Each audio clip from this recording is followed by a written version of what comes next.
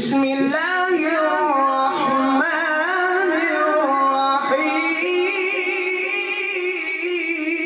الرحيم بسم الله الرحمن الرحيم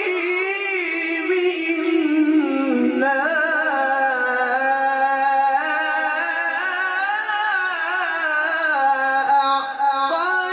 أعطيناك